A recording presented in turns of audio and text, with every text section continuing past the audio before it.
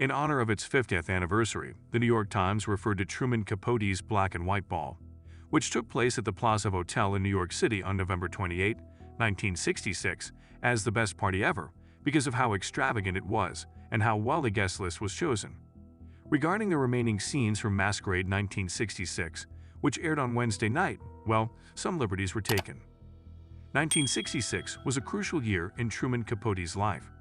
That was the year that the writer released In Cold Blood, his most well-known piece. A groundbreaking piece of nonfiction, Capote's investigation into a grisly 1959 Kansas murder made him the talk of the town and helped develop the true crime genre that still shapes modern American popular culture. Albert and David Maysles, who would go on to become a formidable documentary film team behind movies like Salesman, 1969, Gimme Shelter, 1970, and Grey Gardens, 1975, came after the writer in that same year. FEUD Capote vs. the Swans bases this third episode on the days the Maysles brothers spent with Truman while carrying cameras, using this tidbit as the idea underlying Masquerade 1966. The episode, which was shot in black and white and was intended to resemble both a rough cut of what the brothers shot and their daily rushes of time spent with Truman, is a masterful method to reveal a number of secrets about the series' main characters on FX's limited run.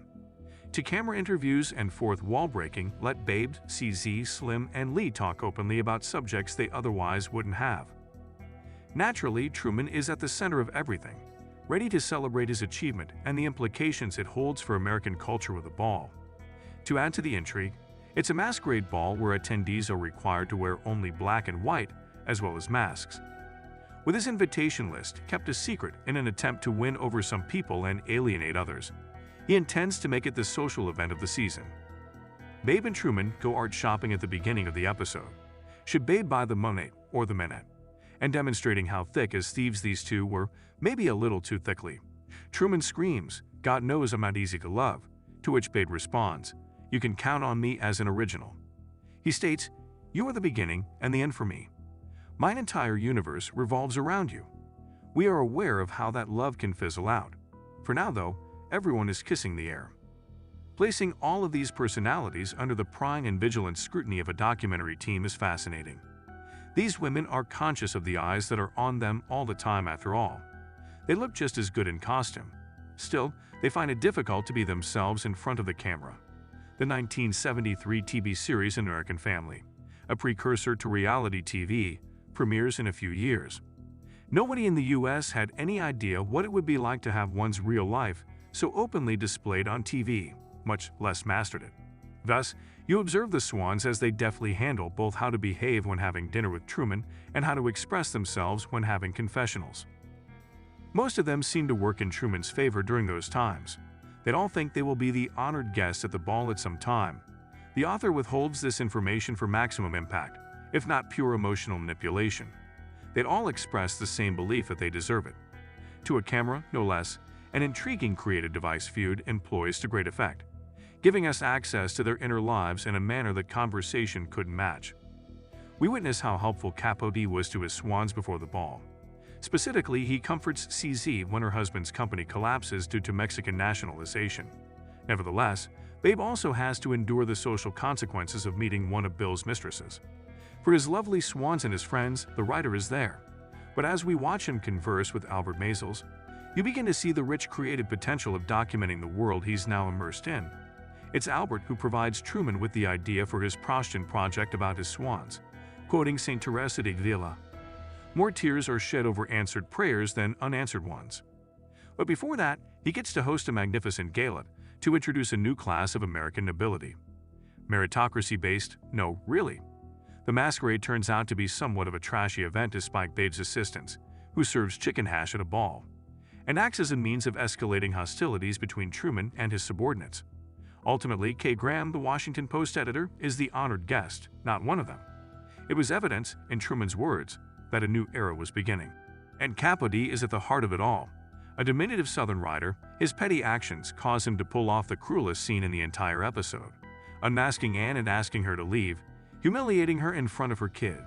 It's a difficult scene to see, but it serves as a reminder that she's portraying Ghost of Christmas Future, since Babe and her kind would eventually be utilized just as much as Anne for Truman's lighthearted work, and Ghost of Christmas Past, since the majority of the show takes place in 1975. It's a tragic scene that demonstrates his overwhelming sense of power, and truly inebriated. It's all fun and games right now. However, there are enough indications that some people are growing tired of his lighthearted antics. Lee, who lisps and makes fun of him, to Albert, in particular. And that's what prompts him to consider what comes next. Maybe a book. Why should the pleasure of documenting this world go only to Albert? Truman maintains that the material is better as a book. I must be clear about that. My method of distilling, and so there you have it. This is the legendary origin story of Capote's answered prayers, which becomes even more apparent after watching the short film the Maysles made during their stay with Truman. FEUD reminds us of the groundbreaking nature of the Maysles' twin approach to nonfiction storytelling, connecting Capote's narrative ideals with the kind of documentary filmmaking for which they would become renowned. In their hands, both the camera and the pen became instruments through which to observe real life unfold without hindrance. It is doubtful that the fly-on-the-wall strategy would have been successful for answered prayers, because it would have called for objectivity. There was a transactional reciprocity at work with the SWANS, but it was destroyed the moment he stopped being a fly on the wall and became a recording camera of his own. He was led into rooms few other writers were privy to, who were vital, maybe most notoriously. There were two titles for the Maysles' Truman documentary: With Love from Truman and A Visit with Truman Capote. The short film that the filmmakers actually made did center on Truman Capote's literary triumph within cold blood, in contrast to this fictitious portrayal of the Rushes. In it, Truman is at his most talkative, merrily chatting with the filmmakers and their interviewer about his emerging new genre, the nonfiction novel, and engaging in lighthearted banter. It's a perfect portrayal of the artist as a young, driven man. May Capote's versus the Swans lead to additional high-caliber roles for Demi Moore and Callista Flockhart, who are probably two of the most iconic stars of the 1990s, on both small and large screens, specifically the sort that lets them eat scenery like the divas and actors that they are and should be. The writer was obviously throwing the ball for Truman's mother, Lange, who appeared to be acting as if he were still desperate for her acceptance. Morzan, attempting to reason with Truman at the party, cites his own writings, stating that deliberate cruelty is the one sin that cannot be forgiven. Although Capote is amused by the refutation of his statement, the short tale that inspired it states that intentional cruelty is the one sin that cannot be forgiven. Everything else is forgiven. Wasn't released until a year following Capote's ball. It's a sharp fact check, but one that might have been easily corrected had Anne and Capote chosen to quote Blanche Dubois from Tennessee Williams, who had said the same thing decades earlier. Some things are not forgiven. Intentional brutality cannot be excused. I believe that this is the one act that cannot be forgiven, and it is also the one thing that I have never, ever been guilty of. Also, was there anyone else in Truman's house who noticed the Williams portrait? Is there a more melancholy quote from this episode than Babes? Everything must always be perfect when discussing cardstock. Not anymore, not any less, simply ideal,